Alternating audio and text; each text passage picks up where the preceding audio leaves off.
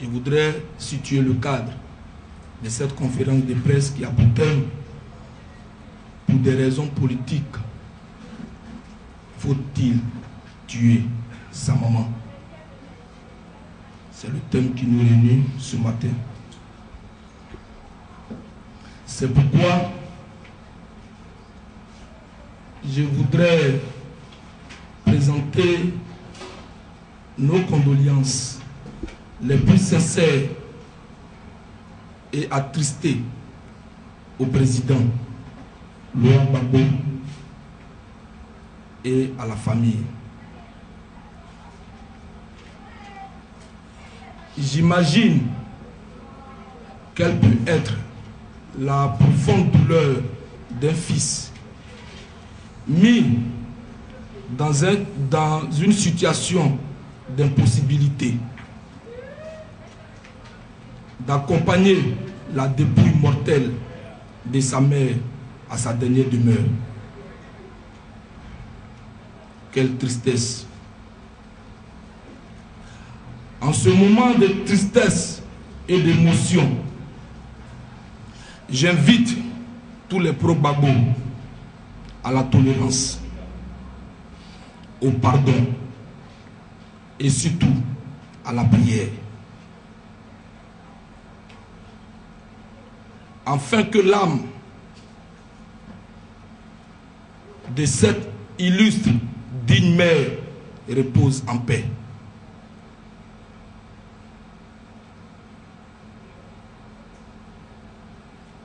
Ce matin, j'ai très mal. C'est vrai, dans la vie, c'est Dieu qui donne, c'est Dieu qui reprend. Mais il y a les conditions, souvent, qui font très mal. C'est pourquoi ce matin, j'ai décidé de me prononcer. Aujourd'hui, je vais expliquer un certain nombre de choses. Après la crise post-électorale, je faisais partie de ceux qu'à un moment donné, le gouvernement a envoyé au Ghana pour aller demander à la vieille de rentrer. Elle n'a jamais été militante d'un parti politique. Elle n'a jamais fait partie de la fédération d'une ville, d'un parti politique. Elle n'a jamais été membre de la direction du FPI. Mais après la crise post-électorale, elle s'est retrouvée en exil. Et comme moi, il y a eu Gévé Koulibaly qui allait au Ghana. Les parents ont refusé que la vieille rentre.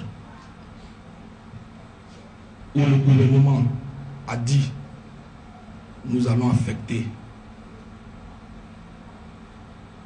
le gouvernement présidentiel pour que la vieille retourne chez elle. C'est pourquoi après la crise post-électorale, le gouvernement est allé réhabiliter sa maison à Nyaliepa pour qu'elle rentre dans son pays. Les gens ont refusé. La vieille n'est pas rentrée. Après combien d'années passées? Nous sommes aujourd'hui en 2014. Et je vous parle, quand on menait ces démarches dans les années 2011-12, je vois encore l'image du président Laurent Gbagbo qui pleurait lorsque les victimes sont mortes au stade Félix Houphouët-Boigny. Pour des raisons politiques, il faut tuer sa mère. Même jeunes que nous sommes, souvent, ça fait très mal. Et nous avons tout fait. Ils ont refusé que la vieille rentre. À notre grande surprise dans ce pays, la Côte d'Ivoire, le 14 octobre 2014, une 4x4 garée à la frontière de la Côte d'Ivoire, où la police et les douaniers passent au contrôle, on retrouve la main des Gbagbo. Pour ceux qui ne connaissent pas Ghana et Côte d'Ivoire, en véhicule, on fait 9 heures du temps. Là où, en 2011-2012, on nous proposait 30 ou 25 minutes pour que la vieille rentre dans son pays. Aujourd'hui, les gens ont préféré prendre un véhicule pour mettre la vieille et l'envoyer dans son pays. Même nous-mêmes qui sommes jeunes, comme moi je suis des Gagnois, quand je prends KS pour aller à Gagnois, 4 heures ou 5 heures du temps, jeune que je suis, à la descente, mon corps et mes reins me font mal. Là où la vieille a fait près de 9 heures du temps. Et lorsqu'ils sont arrivés à la frontière, la police s'est adressée à l'Irachi. Ils ont informé le ministre de l'Intérieur pour dire il y a une 4x4 à la frontière où se trouve la main de Gbagbo Laurent. Qu'est-ce qu'ils ont fait? Et le ministre d'État, ministre de l'Intérieur, est rentré dans une colère, pas possible. Pour dire mais c'est pas possible qu'on transporte la vieille dans un véhicule parce qu'on connaît l'état de la route. Comme la vieille était déjà au carrefour, faites-la rentrer dans son pays. Ils avaient la possibilité, s'ils ne voulaient pas que la vieille rentre, de demander aux forces de l'ordre de retourner, de faire retourner le véhicule. Mais ils ont laissé le véhicule rentrer. Il ne s'est pas arrêté là. Les parents qui étaient dans la voiture, le fils de Koudou Jeannette et de l'oncle de la vieille Gossé, qui sont restés en contact avec lui.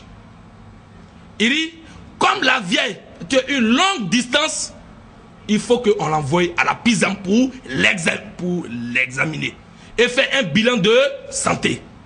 Ils ont refusé. Sur insistance du gouvernement, pour dire c'est une vieille, elle est âgée, il faut qu'on l'envoie à la Pizan. Ils ont refusé. Ils ont préféré envoyer la vieille à la Riviera. Le ministre de l'Intérieur et le gouvernement, ils ne se sont pas arrêtés là. Ils ont tout fait pour rencontrer les parents. Lorsqu'il les a reçus en audience,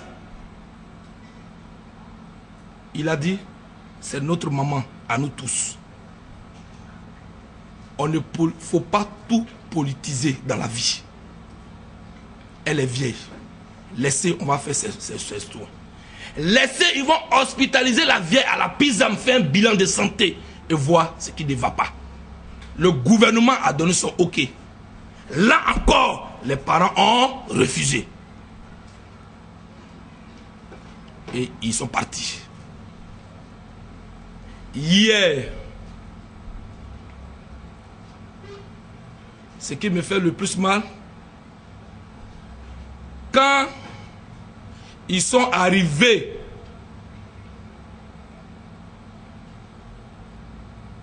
à un moment donné à Yamoussoukro, avant de partir, le gouvernement en place, aujourd'hui nous sommes jeudi, donc hier, mercredi, le gouvernement a dit non. La vieille a déjà fait 9 heures de route. Dans l'état où elle se trouve, il faut qu'on la mette dans une ambulance. Mais on ne te dit pas, faut aller prendre n'importe quel genre d'ambulance pour mettre la vieille dedans. C'est les ambulances équipées. Les parents ont refusé. Et ils ont mis la vieille dans une 4x4. Et ils ont pris la route. on va directement à Nyalipa. Ils ont dépassé Yamoussoukro. À quelques kilomètres, la vieille a piqué sa crise. Alors, comme on n'est pas loin de Yamoussoukro, il faut retourner pour venir mettre la vieille quelque part dans une clinique à Yamoussoukro. En route, maman Marguerite Gado nous quitte. Elle a l'âme à 19h45. Quelle tristesse. Là où le procès de Gbagbo Laurent est en train de se passer à La Haye. J'ai très mal ce matin. Nous, à un moment donné dans ce pays, on s'est battu pour qu'on se réconcilie.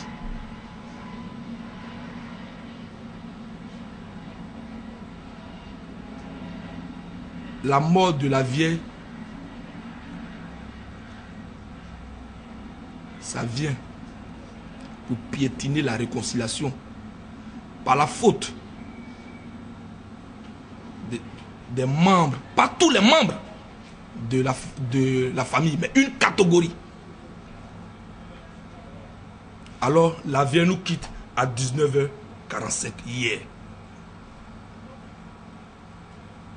Et sa dépouille mortelle est actuellement au CHR de Yamoussoukro. La question que je pose, en politique, il faut-il tuer sa mère? En politique, pour des raisons politiques, il faut-il tuer sa mère? La vieille ne fait pas la politique.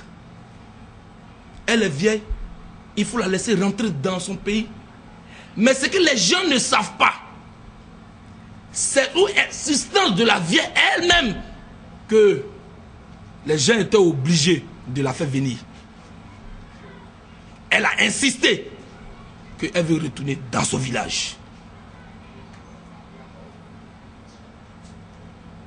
Gbagbo Laurent a trop fait du bien aux gens. Qu'est-ce que nos parents bêtés ont? C'est la question que je me pose. Je voudrais dire aux bêtés, c'est pas comme ça qu'on fait la politique. Charles Blé Goudé en exil a perdu son père. Un jeune leader charismatique qui n'a pas eu la chance d'enterrer son père dignement. Un président de la République d'un pays que sa mère a allaité de voir son fils être président, aujourd'hui emprisonné à La Haye. Regardez comment la maman de Gbagbo est morte, dans quelles conditions. Elle ne se trouve même pas à la morgue à Abidjan, mais à Yamoussoukro. Par la faute d'un certain nombre de personnes qui politisent tout. 2 BT à La Haye. 2 BT ont perdu leurs parents. L'autre n'a pas eu la chance d'assister aux funérailles de son père. Laurent Gbagbo, qui va prendre la mort de sa mère, peut-être il peut avoir la chance, comme Bemba, pour venir uniquement assister aux funérailles de sa mère et retourner. Hélas, je prie Dieu que la CPI accepte cela. Un enfant, un monsieur, un jeune qui a été président de la République. Derrière lui, on va enterrer sa maman. C'est pourquoi ce matin, je voudrais dire aux gens, mais je voudrais être très clair pour dire aux parents de Gbagbo Laurent. Vous pensez que vous venez de faire, vous pensez faire mal ou salir le gouvernement en place. Non, mais vous venez de faire mal au pro-Gbagbo. Parce que la Côte d'Ivoire a besoin de se réconcilier. La Côte d'Ivoire a besoin d'être reconstruite. Où on devait donner beaucoup de courage à Gbagbo Laurent. Là où on devait prier pour Laurent Gbagbo. Pour qu'au cours de ce procès, on dise Laurent Gbagbo, allez-y chez vous. Mais c'est là qu'on va apprendre pour casser le moral du monsieur. À qui profitent ces crimes? À qui profitent ces crimes?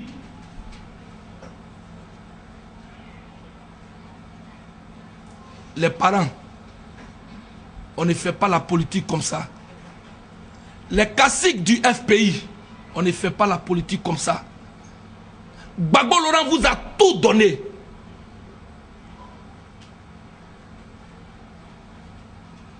Je me mets à sa place.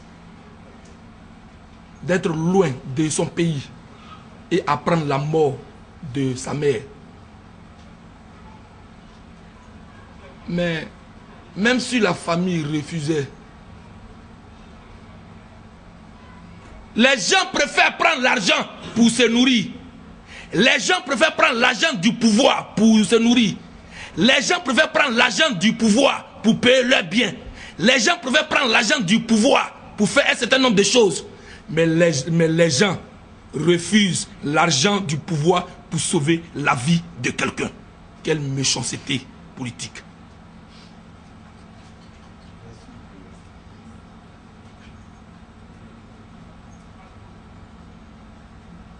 C'est pourquoi je voudrais dire au pauvre Gbagbo de ne pas pleurer, de sécher là. Tout ce que Dieu fait est bon. Aujourd'hui, Maman Gado est partie. Elle est auprès de Dieu. Mais nous qui sommes restés sur terre.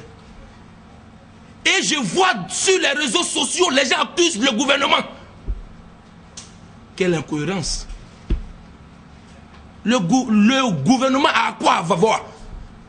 Je ne suis pas ici en train de défendre un gouvernement, mais je dis la vérité. Arrêtez d'accuser le gouvernement. Ceux qui ont tué la vieille sont bel et bien vivants. Je vois sur les réseaux sociaux, oui, Ouattara, c'est ce que Ouattara voulait. Ouattara vient de tuer la maman du président Laurent Gbagbo. C'est ce que Is vous voulez. C'est pas sérieux. C'est pas sérieux. Je voudrais dire au président Laurent Gbagbo depuis La Haye que la valeur d'un homme, c'est son courage. Et ça, tu nous l'as toujours démontré dans ce pays, la Côte d'Ivoire. Du fond de ta cellule où tu te trouves, à La Haye, loin des siens, de ton épouse, de tes enfants, tu as appris que le dernier baobab est tombé et que le marigot de Ourouaga a tari. Seul Dieu apaisera ton cœur. C'est pourquoi, jeunes patriotes, jeunes pro-Gbagbo que nous sommes, nous te disons, prends courage. Que Dieu te fortifie. Sois fort. Sache que tu peux compter sur la Côte d'Ivoire digne. Et nous, tes disciples, dans ce combat douloureux, tu as toujours donné dans ta vie. Rien qu'attendre, tu as servi et tu as aidé des gens. Tu as mis la lumière sur ceux qui étaient dans l'obscurité. Tu as donné la lumière à ceux qui étaient dans l'obscurité. Dans ton combat, dans ta prise de pouvoir, tu as été trahi. Tu as été abandonné. Tu as été traité. Et aujourd'hui, on tue ta mère pendant que tu es à La Haye. Sois fort, sois courageux. Seul Dieu va te fortifier. Seul Dieu apaisera ton cœur. C'est pourquoi, Père, tu as donné sens à la vie d'un certain nombre de personnes qui n'étaient pas loin de la mort lorsque tu étais au pouvoir. Tu as mis des personnes dans le gouvernement présidentiel pour aller se soigner en France. Tu as aidé des gens. En retour, tu es à La Haye. En retour, ta mère te quitte. Quelle injustice. Nous appelons Dieu au secours. Nous appelons Dieu au secours, car ces cadres du FPI sont tous des sorciers. Et c'est sur le terrain politique en Côte d'Ivoire que je vois qu'en Côte d'Ivoire, on ne fait plus la politique, mais nous faisons que la sorcellerie. Une mère a quoi voir avec la politique? Une mère a quoi voir avec la politique, là où elle veut rester dans son village, là où elle veut être en vie pour que Dieu opère un miracle, pour que son fils revienne un jour. C'est là. Vous mettez une mère qui est fatiguée dans un véhicule 8 heures du temps et vous n'avez pas pitié. Vous la mettez dans un véhicule pour l'envoyer encore à Gagnoa. C'est Dieu. C'est Dieu qui va juger chacun d'entre vous. C'est pourquoi je voudrais dire, la haine n'a jamais été dans le cœur du président Laurent Gbagbo. La haine n'a jamais été dans son cœur. Et que repose ta mère. Qu'elle repose en paix. Et que Dieu se souvienne de ces actes positifs qu'elle a posés sur terre. Adieu, maman. Adieu, maman Marguerite Gado. Tu nous as donné un digne fils, Laurent Gbagbo. C'est pourquoi je voudrais dire au gouvernement de mener les enquêtes et d'arrêter tous ceux qui sont coupables.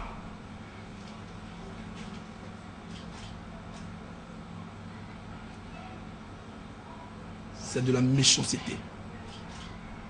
Quand on prétend aimer quelqu'un, on sert un verre d'eau à boire à la personne lorsque la personne a soif. Quand on prétend aimer quelqu'un, on soigne la personne quand la personne est malade. Vous n'aimez pas Laurent Gbagbo, vous venez de démontrer ça aux yeux du monde. Vous n'avez jamais aimé Laurent Gbagbo. Vous n'avez jamais aimé Laurent Gbagbo. Parce que aimer Laurent Gbagbo, c'est aimer sa mère. Ouattara, qu'est-ce qu'il fait? Ouattara passe. Zali Diédié passe. La Côte d'Ivoire passe. Les hommes passent. Mais pourquoi on peut précipiter la mort d'une mère? C'est ce que je tenais à dire ce matin. Et mon mot de fin, je voudrais dire aux caciques, quand quelqu'un t'a frappé, quand quelqu'un t'a fait du mal et que tu cries au secours, que tu ne vois personne, et que quand tu as la marée humaine avec toi, et que tu étais fort, et qu'à un moment donné de ta lutte, 10 personnes ont réussi à t'enlever, malgré la marée humaine, tu ne dois plus appeler quelqu'un au secours. La seule personne que tu dois appeler au secours, c'est l'Éternel des armées. Mais j'ai comme l'impression que vous n'avez pas compris et vous n'avez pas vu ce traumatisme qu'a vécu la Côte d'Ivoire. C'est pourquoi, au lieu de faire la politique, vous faites de la sorcellerie. Mais la sorcellerie que vous faites, ce n'est pas la Côte d'Ivoire que vous allez gouverner. C'est le monde ténèbre que vous allez gouverner. C'est le monde ténèbre que vous allez gouverner. C'est pourquoi je lance un appel historique à tous les pro-Gbagbo, mais surtout aux jeunes de ce pays qui aiment Gbagbo Laurent, de sortir dans la logique des caciques du FPI. C'est pourquoi je voudrais saluer le président Afi N'Guessan à travers cette conférence de presse. Je voudrais dire à Afi de ne pas écouter les caciques du FPI, de prendre ses responsabilités et s'il le veut bien, qu'il n'organise même pas un congrès qui soit le candidat du FPI.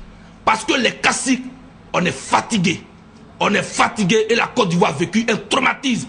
S'ils ont mal, qu'ils partent en prison. Et le jour que Laurent Gbagbo sortira de prison, ils vont aussi sortir de prison. C'est ce que j'avais à dire. Que Dieu vous bénisse.